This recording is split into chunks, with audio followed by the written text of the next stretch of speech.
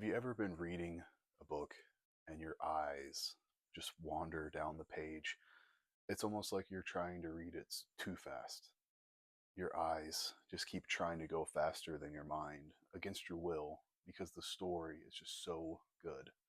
You keep having to force yourself back up where you were, slowing down and reading it. That's what it's like to read Cradle. Hey, Black Belt reads 2025. So the first book I finished, fittingly, is book number 5 in the Cradle series, Ghostwater by Will Wight. I just wanted to talk about Cradle a little bit. I'm at the halfway point. So it's a 10-book series, and I read the first couple books in 2023, the second 2 books last year in 2024, and then I've read the 5th book just in January, just to start out the year. And Cradle is just such a fun journey. I'm going to talk very non-spoilery about Cradle to try to give you the pitch. This world, people have cores. It's almost like your chi and martial arts, that kind of thing. They can focus their energy into their core, and then they have basically magical abilities. And this is like a progression fantasy where people can get stronger and they rank up, which, if you're a fan of video games, that will appeal to you. If you're a fan of martial arts, this will appeal to you. So I am black belt reads. I'm a black belt in jiu-jitsu, and it's like you get your white belt, blue belt, purple belt, brown belt, black belt. You get stripes between those, and it's just always a progression of skill that you get. So that's very appealing to me. This series, for the most part, we follow Lyndon. What makes Lyndon so unique? In this world full of extremely powerful, dangerous people, Lyndon is extremely weak. He starts out basically like a baby. So people are born and they have kind of like innate abilities. There's some sort of test that they do to test what kind of core you have, and some people will be better at this type of fighting magic and then others, and there's such a huge plethora of different skills that everyone has. It's really fun to read about. Then there's Lyndon, and the first book in Cradle is called Unsold. That's because Lyndon is unsold. He doesn't have a specific type of core like water or whatever. He's like a teenager when we start, but he's basically weaker than a child. Like, there's a point where he specifically goes against a tiny little girl. He's like 15 or something, and she's like 12, and he can't beat her because he's unsold. He doesn't have any power at all. He's extremely weak. So this makes Lyndon very meek, very apologetic all the time. Apologies. He's very humble and tries to not be noticed.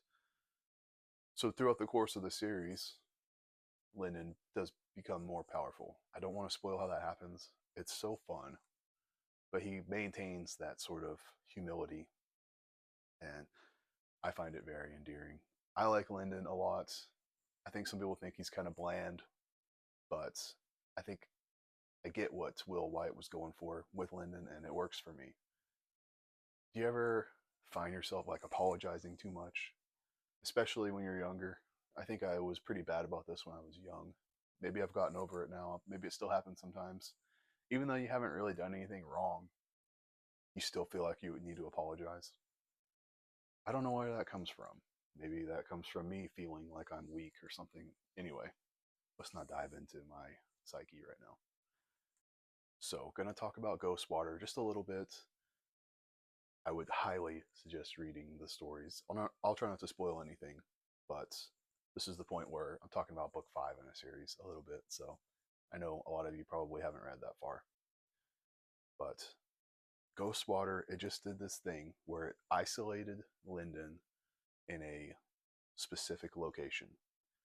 And basically, he's against a rock in a hard place, right? He can't get out of this place, and the only way out, there's an extremely powerful enemy just waiting for him to get out. And you just wonder, how is he going to get out of this? And I love that. It's almost like this is a fantasy thriller. That's what I meant when I said your eyes just keep wandering. Like the book starts a little slow, but toward the end, everything's happening so fast, and I just could not read it fast enough. This book series is like a drug. It's very addicting. Like I immediately wanted to start the next book, and it's hard because I have so many books that I want to read. And like I want to spread myself out, I don't want to just binge all 10 books at once.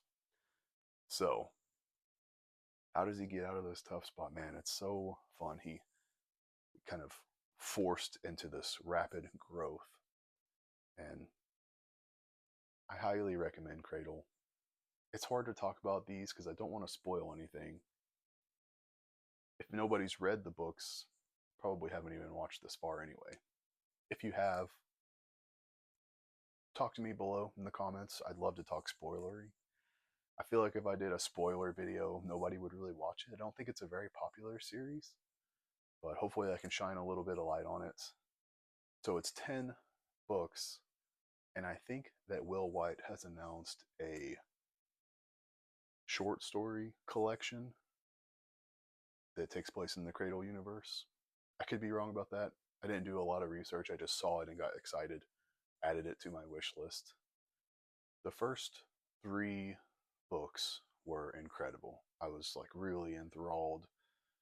1, 2, 3 just ramped up and up and up, and I was just so into it. And then book 4 stalled just a little bit for me. It kind of hit a climax that we'd been waiting for a while, and I enjoyed that, but the rest of the book didn't, quite capture me as much as I wanted it to. Maybe I was a little burnt out from reading the 4 books as fast as I did. But I spaced it out over a couple years. But book 5, man, it starts a little bit slow, but I was just enraptured by it. I was just so into it. I had to force myself to slow down because it's a pretty easy book to read. There's not a lot of challenge. There's not a lot of really deep thinking that's required, big words that you have to think about or look up or anything. It's kind of like a thriller in that sense where you're just blazing through the story. So, nice and short. Hopefully, you guys will be a little more interested in Cradle. You can get the books very cheap. Actually, what spurred me to read this series was Will Wight gave away the first 9 books for free on Kindle whenever the 10th book was coming out. So I got the first 9 books all for free. Maybe he'll do that again when the short story thing comes out. I actually bought book 10 just to support him. But even then, it's very cheap. It's like $4 or something.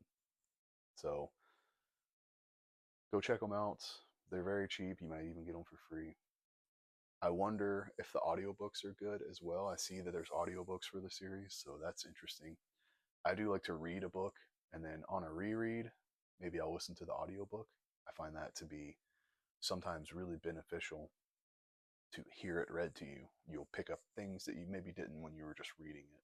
It's just kind of a whole different experience. So if you have a book that you really like, I would suggest if you've done the audiobook, then go read it. If you read it, go do the audiobook. Maybe you'll get a different take from the book. So happy New Year's. I would love to hear any of your thoughts on Cradle. If you have any questions, or if you want a spoilery video, maybe somebody can convince me to do that. I've got a lot of books going on right now. Man, reading is still such a huge passion for me. The fire is still there, and a book like Ghostwater just ignites that fire, just turns the heat up even more. So very excited. Maybe I'll just go read book 6. Why not? Hey, thanks for watching, everyone. Please consider subscribing. Appreciate you guys. Apologies. Peace.